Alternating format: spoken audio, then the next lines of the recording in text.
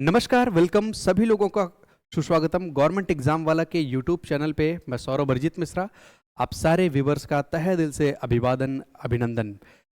आज हम लोग जिस क्लास को पढ़ेंगे, जिस टॉपिक को पढ़ेंगे वो इतिहास का परिचय है बच्चों। आज हम लोग इतिहास को पढ़ेंगे, हिस्ट्री क्या है इसके बारे में जानेंगे समझेंगे। जैसा कि आप जानते हैं कि हम लोगों का जो सेगमेंट चल रहा है पॉलिटी हिस्ट्री, तो हम लोग आज इसी जो है अनुक्रम में इतिहास पढ़ेंगे।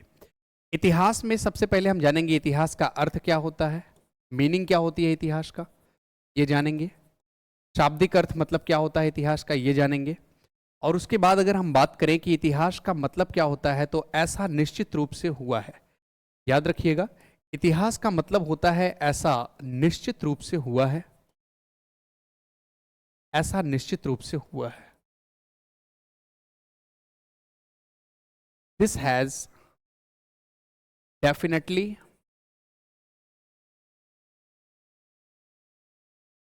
Happen, this has definitely happened. याद रखना, ऐसा निश्चित रूप से हुआ है, ये जो है इतिहास का शाब्दिक अर्थ है, याद रखिएगा। तो इंपॉर्टेंट है। आइए फिर शुरुआत करते हैं, ठीक है। अगर हम इतिहास की बात करें तो इतिहास का अर्थ होता है ऐसा निश्चित रूप से हुआ है, और ऐसा निश्चित रूप से हुआ है यही इतिहास है। इसके अलावा जो कुछ भी कहानियां होती हैं, जैसे जो कहानी, जैसे कोई भी चीज अगर निश्चित रूप से नहीं हुआ है और कहानी बताई जा रही है तो वो मनगढ़ंत कहानी होती है, ठीक है। तो इतिहास क्या होता है, ऐसा निश्चित रूप से घटित हुआ है, ये इतिहास होता है। इतिहास का अगर हम परिभाषा की बात करें कि परिभाषा, तो इतिहास की परिभाषा क्या है, या इतिहास का सर्वप्रथम उल्लेख कहाँ मिलता है। तो इतिहास का सर्वप्रथम जो उल्लेख मिलता है बच्चे, इतिहास का सर्वप्रथम उल्लेख, सर्वप्रथम उल्लेख, उल्लेख इतिहास का सर्वप्रथम उल्लेख अथर्ववेद में मिलता है, ठीक है। कहाँ मिलता है, अथर्ववेद। तो अथर्ववेद में सबसे पहले इतिहास का उल्लेख मिलता है। और हमारे यहाँ एक ऋषि थे, उनका नाम था, या एक बहुत बड़े विद्वान थे, उनका नाम था चाणक्य। चाणक्य ने कहा था कि राजा को प्रतिदिन इतिहास सुनना चाहिए। चाणक्य ने यह कहा था कि राजा को प्रतिदिन इतिहास सुनना चाहिए। इसका मतलब क्या हुआ, इसका मतलब यह हुआ कि राजा जो है ना, वो इतिहास सुनकर, समझकर आगे की प्रेरणा ले सके। तो इतिहास एक सबक होता है, याद रखिएगा, ठीक है। तो इतिहास का सर्वप्रथम जो उल्लेख हुआ था वह अथर्ववेद में मिलता है, ठीक है। तो इतिहास, history, history is first described, is first described in Atharvaveda, in Atharvaveda. याद रखना, अथर्ववेदा। इतिहास का जो पहला वर्णन जो मिलता है, फर्स्ट डिस्क्राइब जो मिलता है इतिहास का, वह अथर्ववेद में मिलता है। बेटा याद रखना, बहुत इंपॉर्टेंट है, ठीक है, याद रखिएगा। चलिए अब आगे हम बात करते हैं कि इतिहास के बारे में कुछ विद्वान हैं जिनकी अपनी अलग अलग परिभाषा है। तो इतिहास में हमने सीखा क्या, इतिहास का मतलब ही होता है ऐसा निश्चित रूप से घटित हुआ है। हास का मतलब ही होता है, यानी कह सकते हैं कि इतिहास का मतलब ही होता है कि ऐसा निश्चित रूप से हुआ है, दिस हैज डेफिनेटली हैपेंड। और इतिहास का जो पहला वर्णन मिलता है वो अथर्ववेद में मिलता है। इतिहास की परिभाषा की अगर हम बात करें तो अलग अलग विद्वान जो है इसकी अलग अलग परिभाषा देते हैं। विद्वानों के अनुसार, विद्वानों के अनुसार इतिहास की परिभाषा, इतिहास की परिभाषा, तो इतिहास की जो परिभाषा है विद्वानों के अनुसार, definition of history according to various जो स्कॉलर्स हैं, वो जो है अलग अलग इतिहास की परिभाषा देते हैं, ठीक है भैया, याद रखना। तो सबसे पहले हम एक विद्वान की बात करेंगे, ठीक है, उनका नाम था ई एच कार्ट। तो एक विद्वान थे, याद रखना, इंपॉर्टेंट है, उनका नाम है ई एच कार्ट। एक विद्वान है E H cart, E H cart. E H cart के अनुसार, ई एच कार्ट के अनुसार, ठीक है, ई एच कार्ट के अनुसार क्या है, इतिहास की परिभाषा ई एच कार्ट ने जो दिया है वो दिया है बच्चे क्या, कि इतिहास अतीत व वर्तमान के बीच, इतिहास, इतिहास अतीत व वर्तमान के बीच एक अनवरत संवाद है, एक अनवरत संवाद है, ये पीसीएस में प्रश्न आया था, एक अनवरत संवाद है।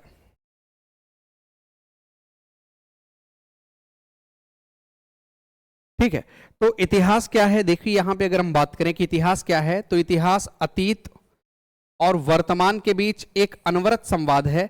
मतलब अतीत का मतलब आप ऐसे समझिए, जब मानव जो है बंदर के रूप में था, एक कपि के रूप में था, बानर के रूप में था, और आज का मानव, वर्तमान मानव चांद पर जा रहा है, उन दोनों के बीच का जो डिस्कशन है वो इतिहास है ना। तो इतिहास अतीत व वर्तमान के बीच एक अनवरत संवाद है। याद रखना, वर्तमान के बीच क्या है, एक अनवरत, ठीक है, एक अनवरत संवाद है अतीत व वर्तमान के बीच।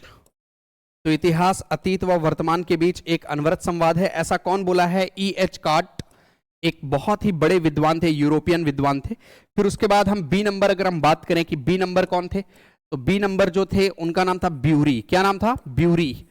ब्यूरी, ब्यूरी महोदय के अनुसार, ब्यूरी महोदय के अनुसार, अब देखिए ब्यूरी महोदय साहब क्या बोले थे? ब्यूरी महोदय के अनुसार इतिहास एक विज्ञान है, ना तो कम ना तो ज्यादा। इन्होंने ये स्टेटमेंट दिया था, ये यूजीसी नेट में पूछा गया। इतिहास एक विज्ञान है, इतिहास एक विज्ञान है, ना तो कम ना तो ज्यादा। मतलब हिस्ट्री एक साइंस है, हम इसको कम भी नहीं बोल सकते और ज्यादा भी नहीं बोल सकते, ऐसा दो लोगों ने कहा था। तो इतिहास के बारे में मैंने आपको बताया कि इतिहास शब्द का अर्थ क्या होता है। इतिहास शब्द का अर्थ होता है, याद रखना, इतिहास शब्द का अर्थ होता है ऐसा निश्चित रूप से हुआ है, दिस हैज डेफिनेटली हैपेंड। और इतिहास का सबसे पहले जो उल्लेख मिलता है वो अथर्ववेद में मिलता है। ठीक है, history is first described in Atharvaveda. Okay, और विद्वानों के अनुसार इतिहास की परिभाषाएं दी गई। ये पीसीएस में क्वेश्चन आया हुआ है और ये यूजीसी नेट का क्वेश्चन है, बहुत इंपॉर्टेंट है, यूजीसी के क्वेश्चन हैं। तो E.H. कार्ट के अनुसार इतिहास क्या है? अतीत और वर्तमान के बीच एक अनवरत संवाद है, बिना रुके जो डिस्कशन हो रहा है हमारे प्राचीन से लेके अब तक, वो इतिहास है according to E.H. Cart. Okay, और उसके बाद अगर हम बात करें ब्यूरी महोदय के अनुसार इतिहास एक विज्ञान है, ना तो कम ना तो ज्यादा। तो आइए फिर और भी हम डिस्कस करते हैं। अब आपके मन मस्तिष्क में आ रहा होगा कि मास्टर जी ये बताइए इतिहास का जनक कौन है ना, who is the father of history. तो इतिहास के जनक जो थे वो हेरोडोटस थे। कौन थे? हेरोडोटस। तो इतिहास के जनक की अगर हम बात करें, अगले पेज पे आते हैं, इतिहास के जनक की अगर हम बात करें, इतिहास के जनक,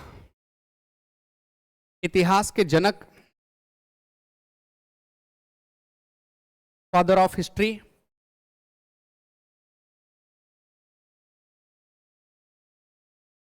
फादर ऑफ हिस्ट्री,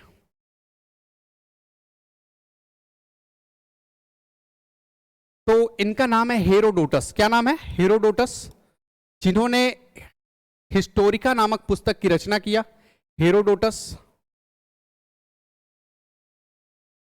ये ग्रीक विद्वान थे, हेरोडोटस। और अगर हम बात करें तो ये ग्रीक विद्वान थे हेरोडोटस। और हेरोडोटस की अगर हम बात करें तो हेरोडोटस की जो बुक है, याद रखना, हेरोडोटस की जो बुक है, जो पुस्तक है, उसका नाम है हिस्टोरिका। क्या नाम है? हिस्टोरिका इनकी पुस्तक का नाम है। और एक बात और ध्यान देना, एक मेरा क्वेश्चन है, बताइए किसने सबसे पहले, किसने सर्वप्रथम हेरोडोटस को इतिहास का जनक कहा? किसने सर्वप्रथम हेरोडोटस को इतिहास का जनक कहा? तो हेरोडोटस को इतिहास का जनक कहा। Who called him father of history, इतिहास का जनक कहा। तो इसका आंसर क्या होगा बेटा? इसका जो आंसर है, याद रखना, इसका आंसर क्या होगा? इसका आंसर है सिसरो। कौन था? सिसरो। याद रखना, सिसरो जो था, सिसरो, याद रखना, सिसरो कौन थे? ये रोमन दार्शनिक थे, रोमन फिलोसफर, याद रखना, फिलोसफर थे ये। इन्होंने इतिहास का जनक किसे बुलाया? हेरोडोटस को सबसे पहले। रोमन दार्शनिक थे सिसरो, इन्होंने इतिहास का जनक बुलाया रोमन दार्शनिक सिसरो को। याद रखिएगा, महत्वपूर्ण है। तो ये मैंने आपको बताया कि इतिहास का जनक जो है हेरोडोटस को किसने सबसे पहले कहा, तो हेरोडोटस साहब ऐसे थे, या हेरोडोटस को इतिहास का जनक कहा जाता है, जिन्होंने हिस्टोरिका नामक पुस्तक की रचना किया। और एक बात और ध्यान देना कि सिसरो नामक एक विद्वान थे, रोमन के बहुत बड़े दार्शनिक थे, उन्होंने सबसे पहले कहा था इन्हें फादर ऑफ हिस्ट्री। अब हम हिस्ट्री की बात करते हैं तो आपके सिलेबस में जो वनडे के जितने भी एग्जाम्स है वहां पे जो सिलेबस है वो भारत का इतिहास पूछा जाता है। तो भारत के इतिहास में सबसे पहले हम प्राचीन भारत से ये श्रृंखला शुरू करते हैं, ये टॉपिक शुरू करते हैं। प्राचीन भारत के इतिहास से मैं अभिवादन करता हूं आप सारे लोगों का। तो आ जाइए फिर, प्राचीन भारत का इतिहास। प्राचीन भारत का इतिहास, प्राचीन भारत का इतिहास, प्राचीन भारत का इतिहास।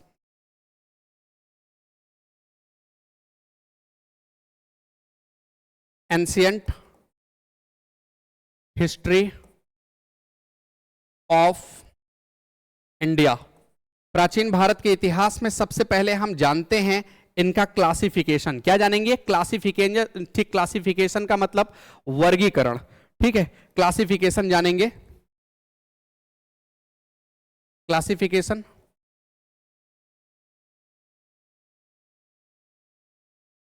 वर्गीकरण, वर्गीकरण। अभी वर्गीकरण की बात करें तो अब देखिए, वर्गीकरण में हम यहां पे तीन बातें करेंगे। सब ज्यादा इंपॉर्टेंट आप सुने होंगे, प्रागैतिहासिक काल, प्रागैतिहासिक काल, प्रागैतिहासिक काल। एकदम स्टार्टिंग से पढ़ा रहा हूं दोस्तों। Prehistoric age, prehistoric age याद रखना, प्री हिस्टोरिक एज।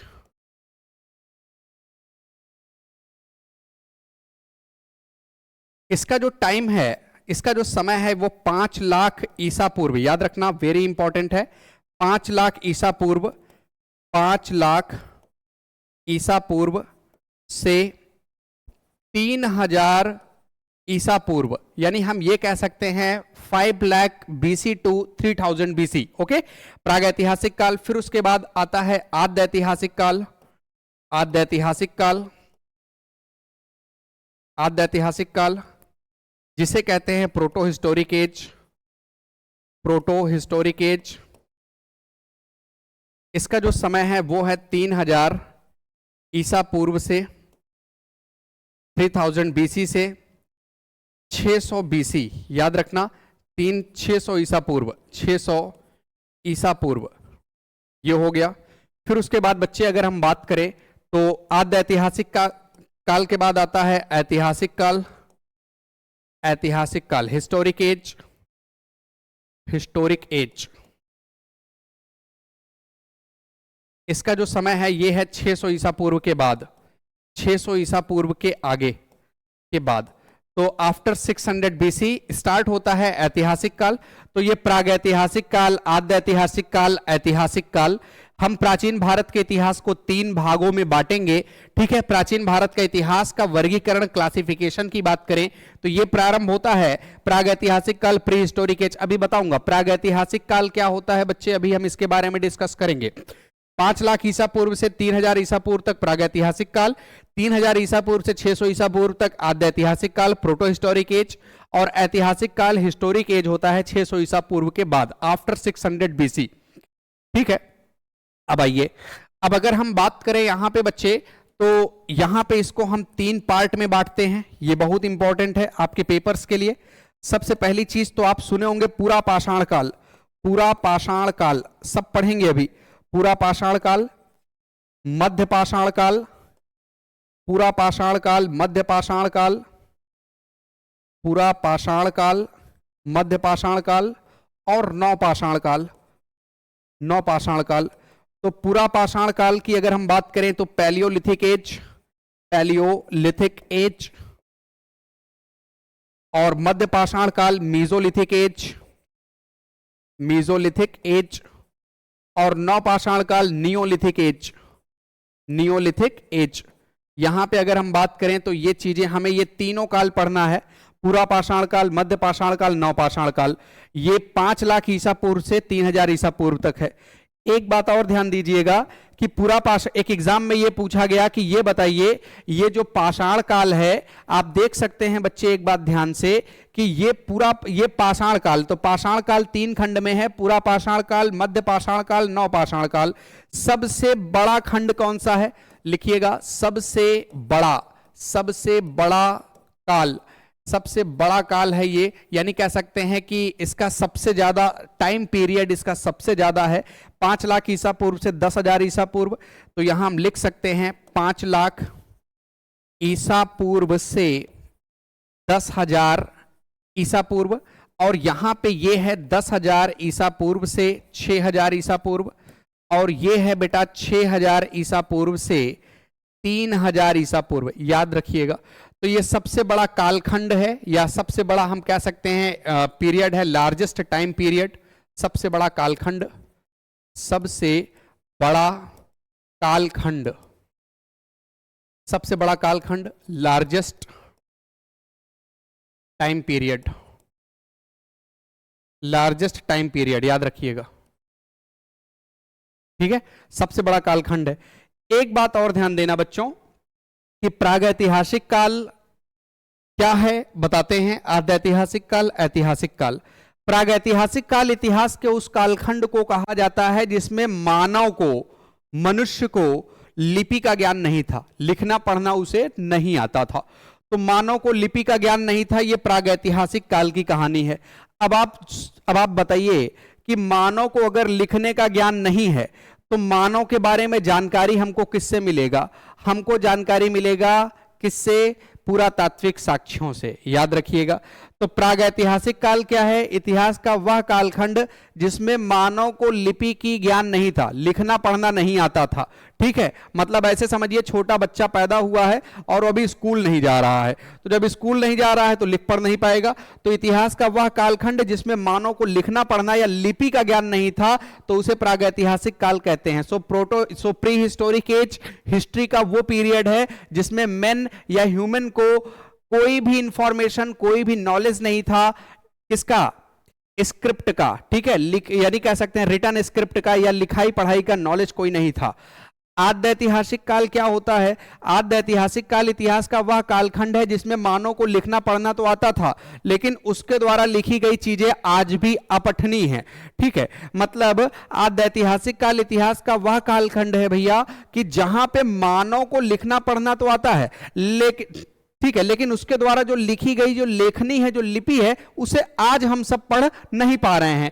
एक देहाती भाषा में आप ऐसे समझिए कि इतिहास का वह कालखंड ठीक है, जिसमें मानव पता नहीं कौन सी राइटिंग में लिखा, गोचा, पता नहीं कैसे पढ़ा, ठीक है, कि आज हम लोग नहीं पढ़ पा रहे हैं। तो आद्य ऐतिहासिक काल क्या होता है? इसमें दो हम खंड पढ़ेंगे। एक पढ़ेंगे सिंधु घाटी सभ्यता। ये एसएससी पूछा है कि सिंधु घाटी सभ्यता इतिहास के किस कालखंड का है? आद्य ऐतिहासिक काल का। तो सिंधु घाटी सभ्यता, जिसे हम कहते हैं Indus valley civilisation, Indus valley civilisation याद रखना, या कल्चर सिविलाइजेशन। तो इंडस वैली सिविलाइजेशन जो है भैया, ये इसका जो समय है ये 3000 ईसा पूर्व से 1750 ईसा पूर्व। तो 3000 ईसा पूर्व से 1750 ईसा पूर्व तक है। याद रखिएगा, इंडस वैली सिविलाइजेशन, ये मैंने बताया। फिर एक है वैदिक सिविलाइजेशन, वैदिक कल्चर, वैदिक सभ्यता, वैदिक सभ्यता।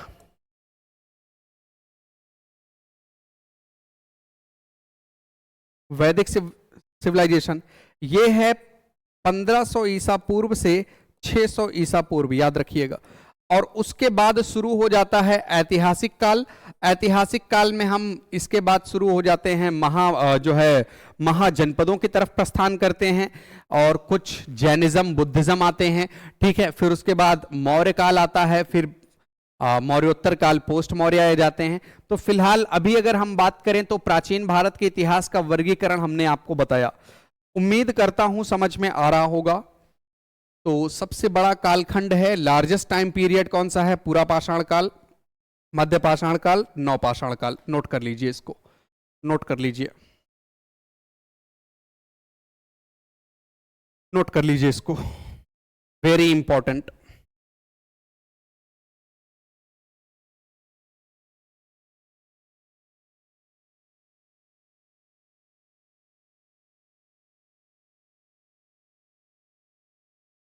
चलिए अब आइए पढ़ते हैं प्रागैतिहासिक काल। तो प्रागैतिहासिक काल लगाइए, प्री हिस्टोरिक एज। प्रागैतिहासिक काल क्या है? प्रागैतिहासिक काल, प्री हिस्टोरिक एज।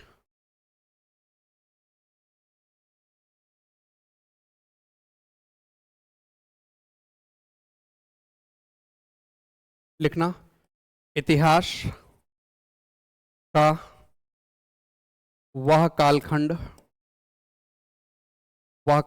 जिसमें मानव लिखना पढ़ना नहीं जानता था।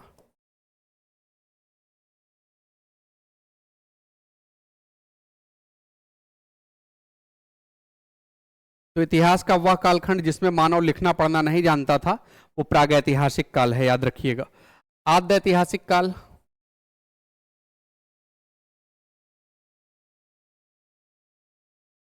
आद्य ऐतिहासिक काल, प्रोटो हिस्टोरिक एज। आद्य ऐतिहासिक काल क्या होता है?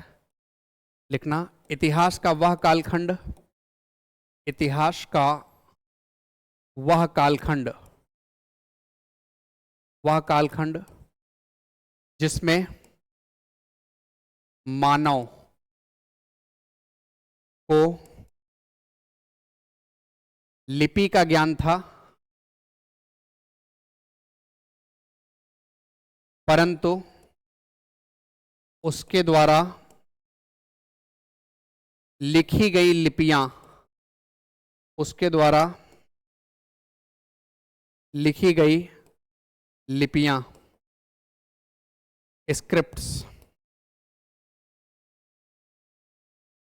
आज भी अपठनीय है। अपठनीय, अनडेसिफर्ड, अनडेसिफर्ड याद रखना।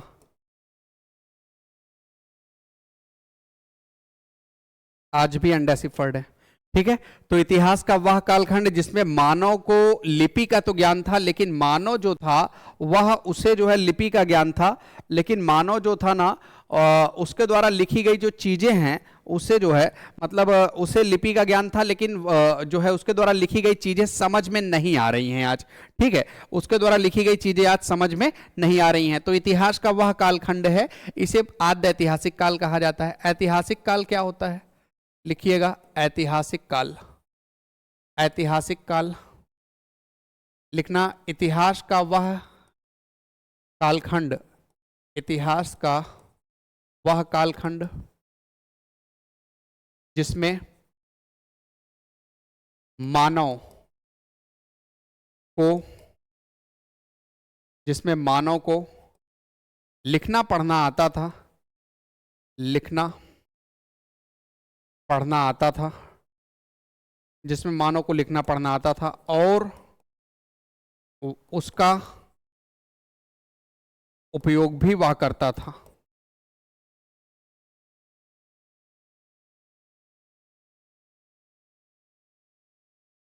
तो इतिहास का वह कालखंड है जिसमें मानव जो लिखा पढ़ा है वो आज भी प्रासंगिक हैं, आज भी लिखी हुई हैं, आज भी समझ में आ रही हैं। अशोक के अभिलेख में लिखी गई बातें आज पठनीय हैं, ठीक है, पढ़ी जा सकती हैं। वेद जो है, वेद वगैरह, हालांकि वैदिक सभ्यता के बारे में जो जानकारी मिलती है वो वैदिक साक्ष्यों से मिलती है, लेकिन ये उस कालखंड का लिखा हुआ नहीं है, ये भी बात ध्यान दीजिएगा, अभी हम बात करेंगे उस पर।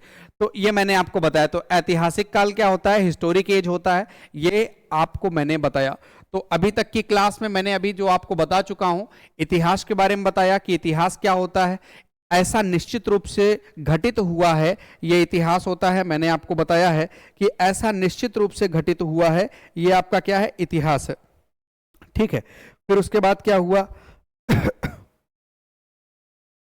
फिर अगर हम बात करें तो फिर अगर हम बात करें बच्चे, तो इतिहास का सबसे पहला उल्लेख अथर्ववेद में मिलता है। हिस्ट्री इज फर्स्ट डिस्क्राइब्ड इन अथर्ववेद था। विद्वानों के अनुसार इतिहास की परिभाषा मैंने बताया, E.H. कार्ट और ब्यूरी, ये बहुत इंपॉर्टेंट हैं दोनों विद्वान, इन दोनों के एग्जाम में पूछा भी गया है। ठीक है, इतिहास अतीत व वर्तमान के बीच एक क्या है, अनवरत संवाद है। और फिर मैंने बताया ब्यूरी ने क्या कहा, इतिहास एक साइंस है, ना तो कम ना तो ज्यादा। फिर इतिहास के जनक के बारे में मैंने आपको बताया कि इतिहास का जनक जो है कौन था, इतिहास का जनक जो है क्या होता है, ठीक है, हेरोडोटस। और हेरोडोटस की अगर हम बात करें बच्चे, तो हेरोडोटस ने एक किताब लिखा है हिस्टोरिका। किसने सर्वप्रथम हेरोडोटस को इतिहास का जनक कहा, सिसरो साहब थे। ये रोमन फिलोसफर थे, रोमन जो है दार्शनिक थे सिसरो। उसके बाद मैंने इतिहास का वर्गीकरण बताया, पढ़िएगा, बार बार पढ़िएगा, चीजें एकदम समझ में आएगी, अच्छे से आप पढ़िएगा, चीजें एकदम समझ में आएंगी। ठीक है, फिर प्राचीन भारत का इतिहास पढ़े हैं, पहले प्राचीन भारत के इतिहास का क्लासिफिकेशन यहां पढ़ा मैंने, बताया आपको। फिर ये सब क्या होते हैं ये बताया। अब आइए हम टॉपिक डिस्कस करते हैं, बहुत ही उम्दा टॉपिक है, मानव का विकास एवं उत्पत्ति। मानव का विकास एवं उत्पत्ति बहुत कम यूट्यूब पर ये अवेलेबल होगा, जो गवर्नमेंट एग्जाम वाला आज आपको दे रहा है। बहुत ही कम टीचर होंगे जो ये चैप्टर पढ़ाते हैं, मानव का विकास एवं उत्पत्ति। मानव का विकास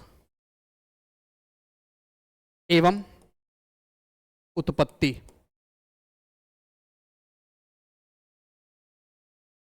origin of human and development.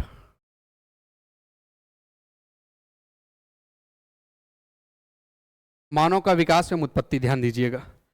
अभी अगर हम बात करें तो मैं मानव की बात कर रहा हूं, और तब का मानव जब वो एक बंदर था, और आज का मानव जब वो चांद पर है। बात समझ रहे हैं? मैं तब के मानव की और अब के मानव की बात कर रहा हूं कि वहां से यात्रा शुरू हुई और यहां तक, शून्य से शिखर तक। समझ रहे हैं? हो सकता है मंगल पे हम जाने के आज तैयार हैं, चांद पर तो हम बहुत पहले पहुंच चुके हैं। ठीक है, मंगल पर आज मानव आज जाने के लिए योजना बना रहा है। तो तब का मानव और आपके जो है आज मतलब आज के मानव के बीच हम लोग यहां पे पढ़ेंगे।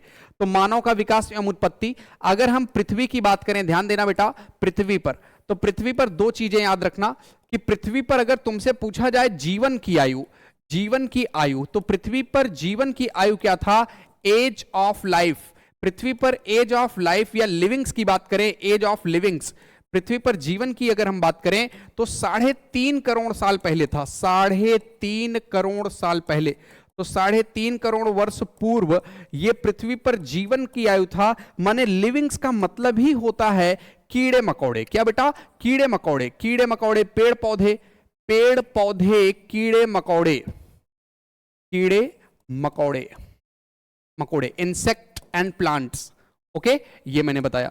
तो 3.5 करोड़ साल पहले ये सब आ गए थे इस धरती पर, और इस धरती पर चूंकि हमें यहां पढ़ना है मानव का विकास, तो मानव कब आया? मानव आया था इस धरती पर 2 करोड़ साल पहले, और मानव 2 करोड़ साल पहले आया। मानव की आयु, मानव की आयु अगर आपसे पूछा जाए कि मनुष्य की आयु, मनुष्य की आयु कब से है यहां पे, एज ऑफ मैन या ह्यूमन, एज ऑफ ह्यूमन, मानव की जो आयु है वह 2 करोड़ वर्ष पूर्व, 2 करोड़ वर्ष पूर्व आया। और इस 2 करोड़ वर्ष पूर्व यानी बिफोर 2 करोड़ ईयर, यानी कह सकते हैं 2 करोड़ साल पहले मानव आया। तो हम ये भी बोल सकते हैं इस एज को क्या बोला जाता है, इस एज को बोला जाता है प्लायोसीन एज। याद रखना, प्लायोसीन एज, प्लायोसीन युग, प्लायोसीन युग, तो या टर्शियरी युग, टर्शियरी, टर्शियरी युग, याद रखिएगा। तो मानव इस धरती पर कब आया? मानव इस धरती पर आया प्लायोसीन एज में, जिसे टर्शियरी एज कहा जाता है, टर्शियरी युग कहा जाता है। तो इस धरती पर मानव सबसे पहले जो आया था वह टर्शियरी युग में आया था। याद रखिएगा, प्लायोसीन एज में आया था, 2 करोड़ साल पहले आया था। तो मानव से पहले कौन आया है? पेड़ पौधे और कीड़े मकोड़े मानव से पहले ही आ गए थे। माने इस धरती पर मानव जो आया वो आया 2 करोड़ साल पहले। अब एक बात और ध्यान देना बच्चों, मानव का विकास एवं उत्पत्ति ये चैप्टर चल रहा है, तो हम लोग इसी के संदर्भ में यहां पर बात करेंगे। ठीक है, इसी के संदर्भ में हम लोग यहां पे बात करेंगे। चलिए, तो अब यहां पे है मानव का विकास एवं उत्पत्ति, ध्यान दीजिएगा, मानव का विकास एवं उत्पत्ति।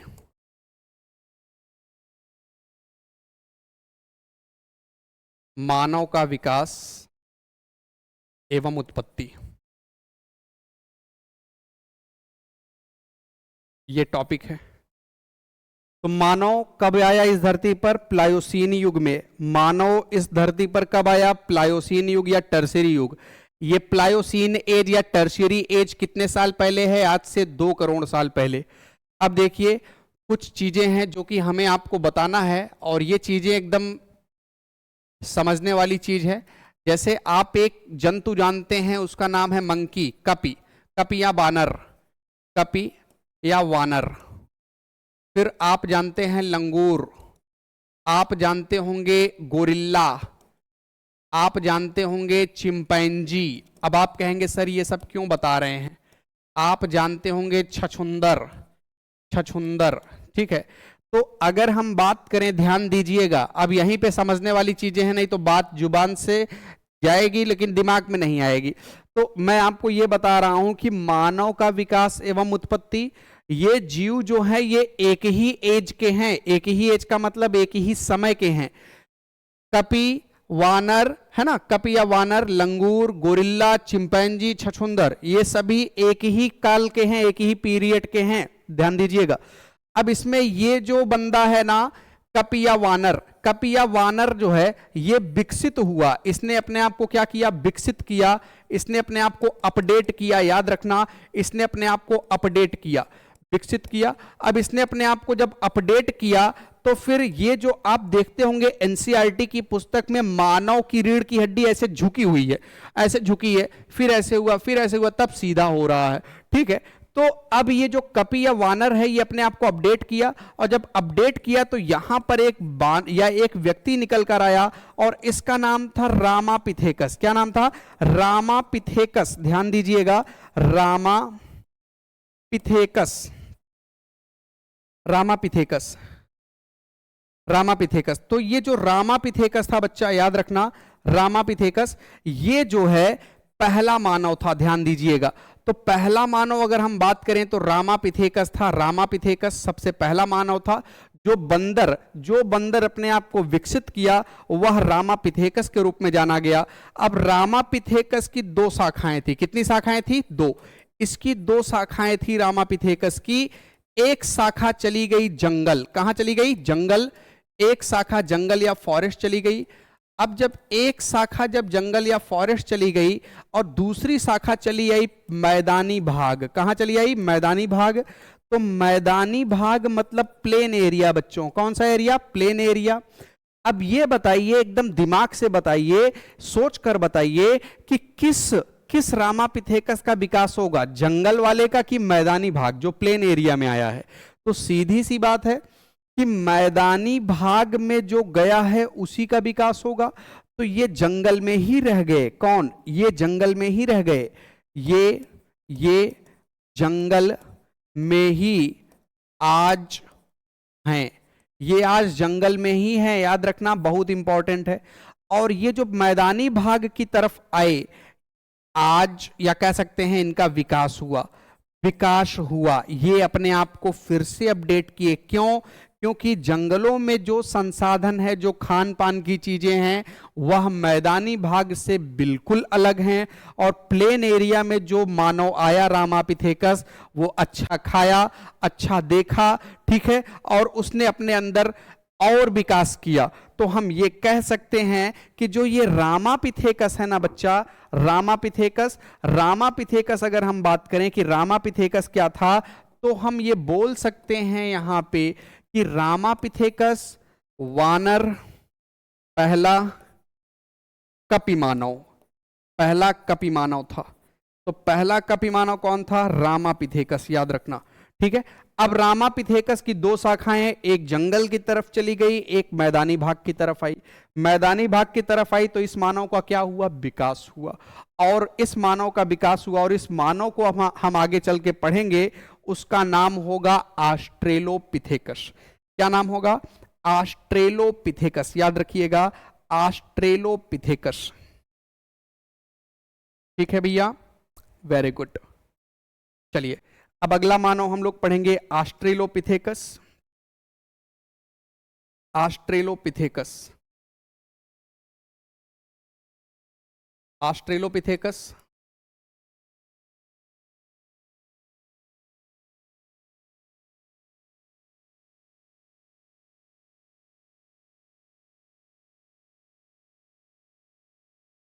ऑस्ट्रेलोपिथेकस।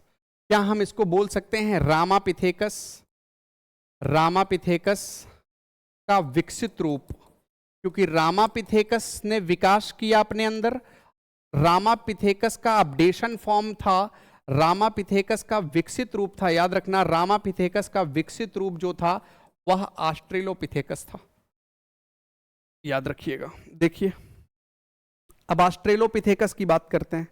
ऑस्ट्रेलोपिथेकस 3 क्वेश्चन बनेंगे, पहला क्वेश्चन, दूसरा क्वेश्चन, तीसरा क्वेश्चन।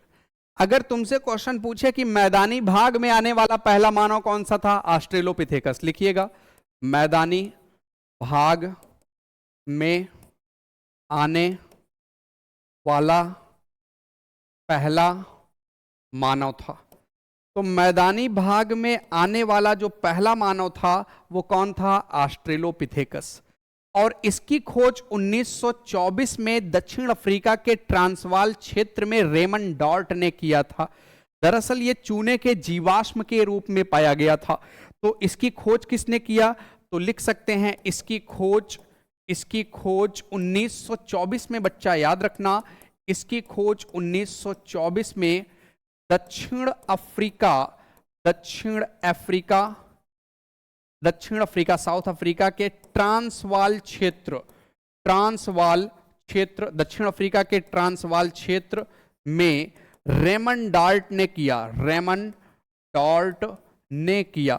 तो दक्षिण अफ्रीका के ट्रांसवाल क्षेत्र में एक बहुत बड़े विद्वान थे, उनका नाम था रेमंड डॉर्ट। तो रेमंड डॉर्ट साहब जो थे उन्होंने इनकी खोज किया, बहुत बार पेपर में आया है। तो ये रेमंड डॉर्ट, याद रखना, दक्षिण अफ्रीका, ठीक है, 1924 में। और किसने किया था? रेमंड डॉर्ट ने किया था। ठीक है। फिर उसके बाद अगर हम बात करें तो रामापिथेकस आया। रामापिथेकस के बाद कौन आया? रामापिथेकस के बाद आया ऑस्ट्रेलोपिथेकस। ऑस्ट्रेलोपिथेकस की अगर हम बात करें, यहीं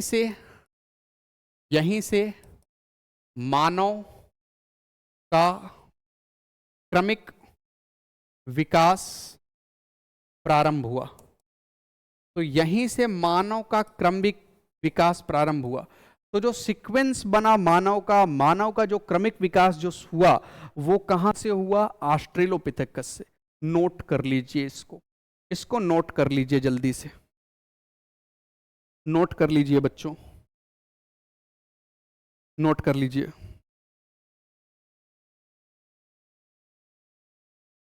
चलिए अगला पॉइंट। अब देखिए यहीं से विकास, देखिए विकास मैंने कि आपको क्या बताया, हम कहां से पढ़ रहे हैं? कपी से पढ़ रहे हैं और आज तक का मानव पढ़ेंगे। और आज का मानव क्या है? होमो सेम्पियंस, याद रखिएगा। चलिए अगला पढ़ते हैं, होमो हैविलस। लिखना होमो हैविलस, होमो हैविलस। क्या हम बोल सकते हैं ऑस्ट्रेलोपिथेकस का विकसित रूप? ऑस्ट्रेलोपिथेकस मानव का विकसित रूप, ऑस्ट्रेलोपिथेकस मानव का विकसित रूप। नोट्स बनाइएगा जरूर, क्योंकि बहुत कम टीचर हैं जो यूट्यूब पर ये क्लास उनकी होगी। ठीक है, ऑस्ट्रेलोपिथेकस मानव का विकसित रूप। बहुत कम लोग यूट्यूब पर इस टॉपिक को पढ़ाते हैं, क्योंकि उनको लगता है कि ये टॉपिक जो है बच्चों को नहीं समझ में आएगा, लेकिन कोशिश करेंगे तो ज्यादा समझ में आएगा। होमो हैविलस की बात करते हैं। 3 क्वेश्चन रख लीजिए जेब में। पहला क्वेश्चन, दूसरा क्वेश्चन, तीसरा क्वेश्चन। पहला क्वेश्चन अगर आपसे पूछे, जैसे मैंने आपको यहां पे क्वेश्चन बताया कि इस मानव से कौन कौन सा क्वेश्चन रहेगा, ऑस्ट्रेलोपिथेकस से। यहां भी अगर तुमसे क्वेश्चन पूछे पहला कारीगर मानव, मतलब ये कारीगर का मतलब ये हुआ कि ये बहुत ही अलग टाइप का मानव था। पहला कारीगर मानव था, फर्स्ट कारपेंटर ह्यूमन, या कह सकते हैं कि पहला कारीगर मानव था, मतलब बहुत ही कुशल था, स्किल्ड था, वेल स्किल्ड था। ठीक है, इसने पाषाण उपकरण बनाए। इसने सर्वप्रथम पाषाण उपकरण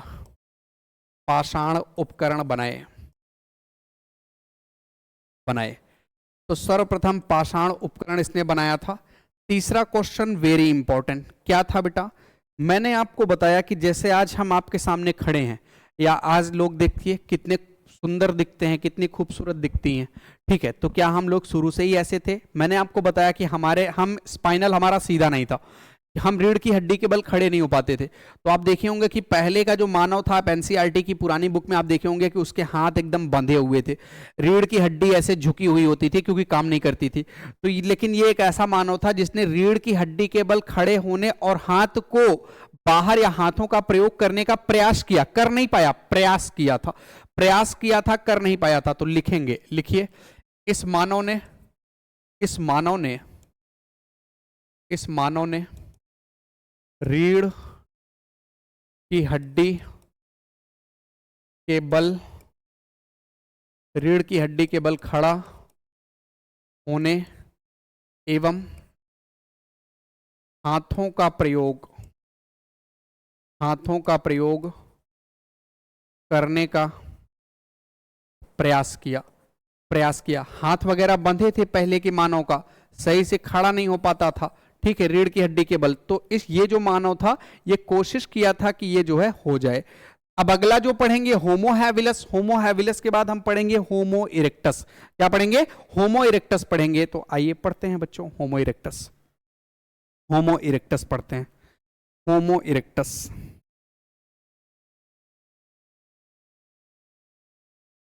चलिए होमो इरेक्टस लिखिए, होमो इरेक्टस।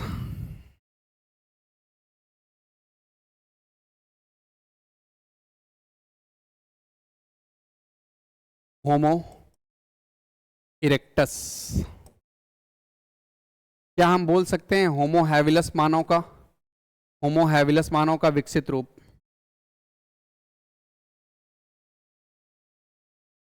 होमो हैबिलस मानव का विकसित रूप,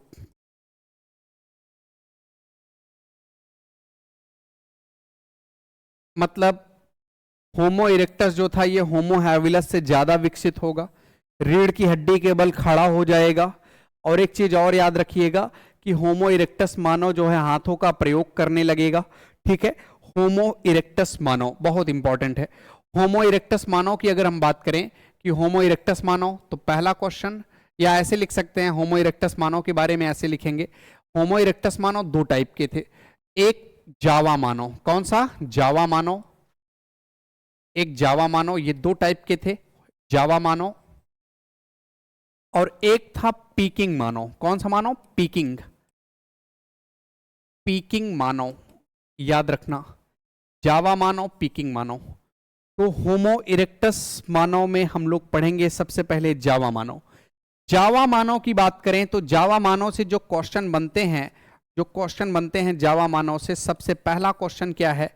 सबसे पहला क्वेश्चन क्या है कि ये जो मानव था नरभक्षी मानव था, ये अपने ही लोगों को खा जाता था, एक नरभक्षी मानव था जावा मानव।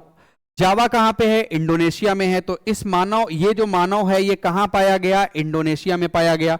दूसरा क्वेश्चन, पहला क्वेश्चन नरभक्षी था, दूसरा क्वेश्चन इंडोनेशिया में पाया गया। तीसरा क्वेश्चन, आग का सर्वप्रथम खोज जिस मानव ने किया था वह कौन सा था? जावा मानव। और चौथा क्वेश्चन क्या होगा कि रीढ़ की हड्डी के बल खड़ा हो गया एवं हाथों का समुचित प्रयोग करने लगा, याद रखिएगा। फिर हम बात करेंगे पीकिंग मानव से। किसके बात करेंगे? पीकिंग मानव से जो क्वेश्चन आते हैं वो यहां से भी क्वेश्चन आते हैं, पीकिंग मानव, यहां से भी क्वेश्चन आते हैं।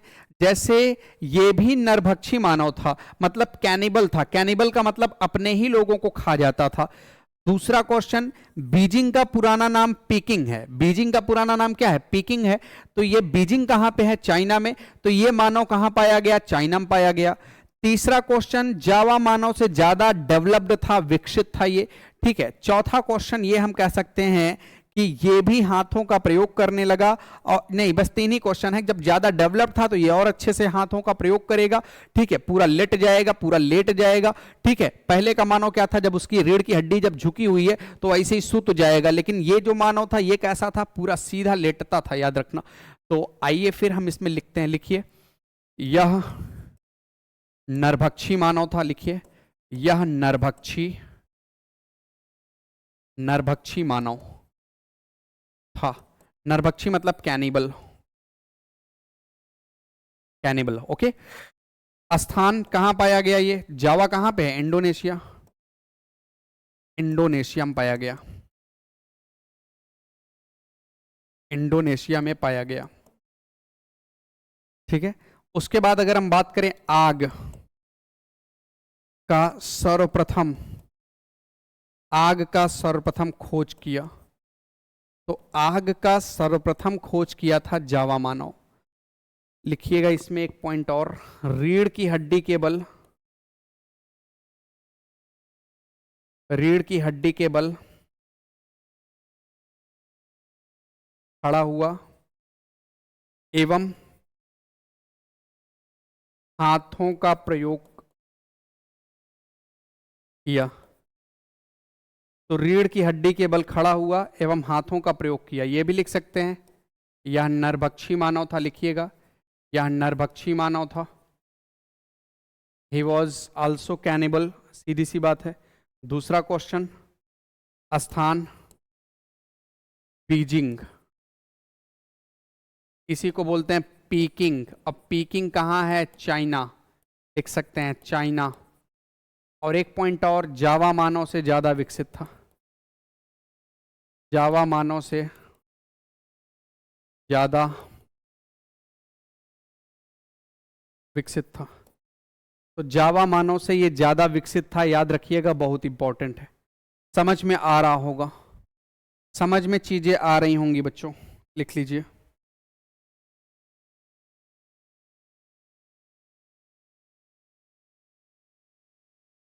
चलिए अब हम अगला पढ़ेंगे, वेरी इंपॉर्टेंट। देखिए, नियंडरथल मानव, लिखिए नियंडरथल मानव।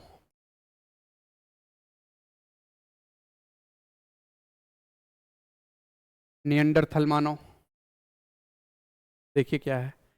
नियंडरथल मानव की अगर हम बात करें कि नियंडरथल मानव, तो देखिए सबसे पहले पहला क्वेश्चन, दूसरा क्वेश्चन, तीसरा क्वेश्चन और ये चौथा क्वेश्चन। देखिए नियंडरथल मानव की अगर हम बात करें तो आग का सर्वप्रथम प्रयोग करने वाला मानव, लिखिए आग का सर्वप्रथम प्रयोग करने वाला मानव। तो आग का सर्वप्रथम प्रयोग करने वाला मानव जो था ना, वो कौन सा था? नियंडरथल था। नियंडरथल घाटी कहाँ है? जर्मनी, लिखिए यह जर्मनी, यह जर्मनी के नियंडरथल नामक स्थान या नियंडरथल घाटी में पाया गया। यह जर्मनी के नियंडरथल घाटी में पाया गया, घाटी में पाया गया। He was founded in Neanderthal valley in Germany. Okay, फिर उसके बाद अगर हम बात करें तो जर्मनी के नियंडरथल घाटी में ये मिला था। उसके बाद अगर हम नियंडरथल मानव की बात करें कि नियंडरथल मानव जो था वो और क्या किया था, तो नियंडरथल मानव के पास जो थे उसके अंदर जो है कह सकते हैं श्रम विभाजन का विकास हुआ। तो श्रम विभाजन का विकास हुआ, नियंडरथल मानव के अंदर जो था वह श्रम विभाजन का विकास हुआ। अब श्रम विभाजन क्या है बच्चे? जैसे आप देखते होंगे कि हमारे यहाँ शुरू से ही परिपाटी अलग है कि पुरुष का कार्य अलग होगा और महिलाओं का कार्य अलग होगा।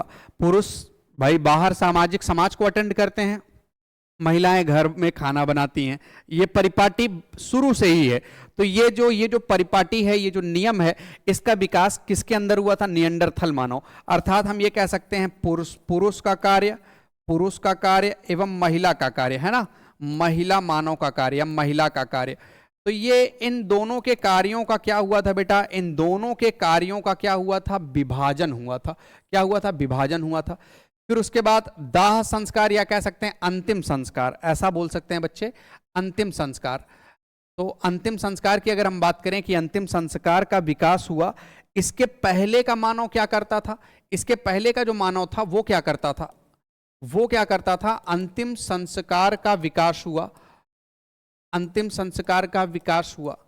लेकिन इसके पहले का मानव क्या करता था? इसके पहले का मानव अपने ही लोगों को खा जाता था। इसके पहले का मानव कौन है? होमो इरेक्टस।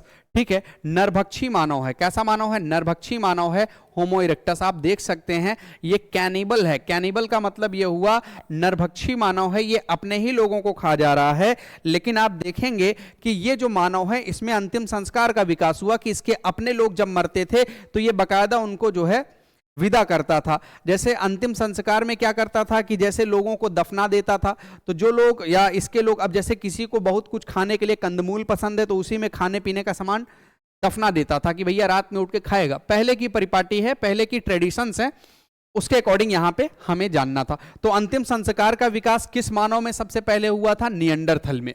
श्रम का विभाजन होना चाहिए, ये किस मानव में हुआ था? निएंडरथल में। ये जर्मनी के निएंडरथल घाटी में पाया गया। आग का सर्वप्रथम प्रयोग करने वाला मानव कौन था? तो आग का जो सर्वप्रथम जो प्रयोग करने वाला मानव था वह जो है, याद रखिएगा, निएंडरथल मानव था। ये वेरी इंपॉर्टेंट है, याद रखना, इंपॉर्टेंट है पेपर में। ठीक है, अब उसके बाद हमें होमो सैपियंस पढ़ना है। क्या पढ़ना है? Homo sapiens. ये सर्वाधिक विकसित मानव था।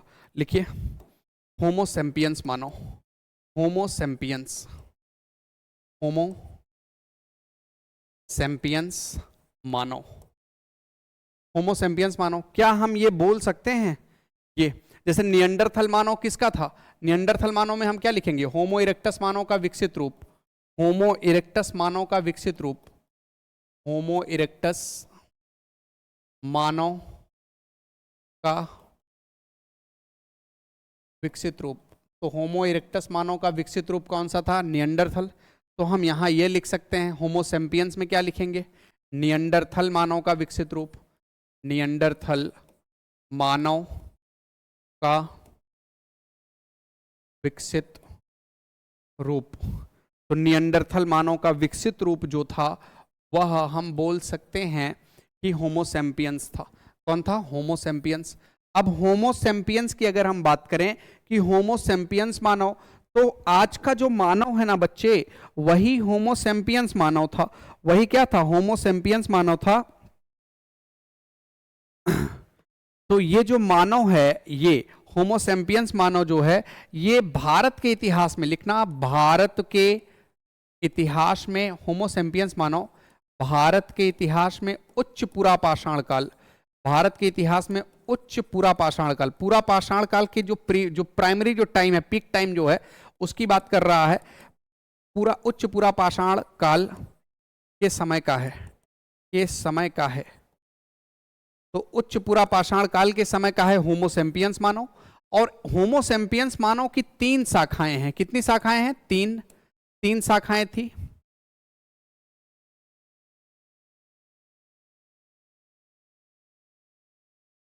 नंबर 1 है चांसलेट, नंबर 2 ग्रीमाल्डी, नंबर 3 क्रोमैगन। तो क्रोमैगन जो था ये सर्वाधिक विकसित मानव है, सर्वाधिक विकसित मानव। तो सर्वाधिक जो विकसित मानव था वो क्रोमैगन मानव था। याद रखना, इसकी 3 शाखाएं थी होमो सैपियंस की। तो आज के टॉपिक में मैंने क्या आपको बताया बच्चे? आज के टॉपिक में मैंने आपको बताया मानव का विकास एवं उत्पत्ति। मानव का विकास एवं उत्पत्ति, मैंने सबसे पहले इतिहास के बारे में बताया कि ऐसा निश्चित रूप से हुआ है, ये इतिहास है। अतीत की घटनाओं का क्रमबद्ध विवरण ही इतिहास है। इतिहास का सबसे पहले जानकारी अथर्ववेद में मिलता है। राजा को इतिहास सुनना चाहिए, चाणक्य ने बोला था। और इतिहास के बारे में फिर हमने परिभाषाएं लिखाई कि E.H. कार्ट ने क्या बताया, अतीत एवं वर्तमान के बीच एक मतलब अनवरत संवाद है, अनस्टॉपेबल डिस्कशन। ओके, फिर ब्यूरी ने क्या बताया। तो ऐसे करके हमने आज ये टॉपिक आपको बता दिया। मैं उम्मीद करता हूं समझ में आया होगा। अगला जो टॉपिक होगा वो हम पढ़ेंगे पुरापाषाण काल, मध्य पाषाण काल और नवपाषाण काल के बारे में, बहुत ही अच्छे ढंग से पढ़ेंगे, बहुत अच्छा लगेगा। ठीक है, अपने कमेंट जरूर जो है करिएगा, क्योंकि आपके जो कमेंट है ये मैं वॉच करता हूं, और उसके बाद जो है चीज़ों को जो और बेहतर हम कर सकें। गवर्नमेंट एग्जाम वाला आपके कह सकते हैं तैयारी में बहुत ही बड़ी भूमिका निभाएगा। ठीक है, गवर्नमेंट एग्जाम वाला। तो मैं अब इसी लेक्चर के साथ में जो है विराम देता हूं। तो थैंक यू वेरी मच।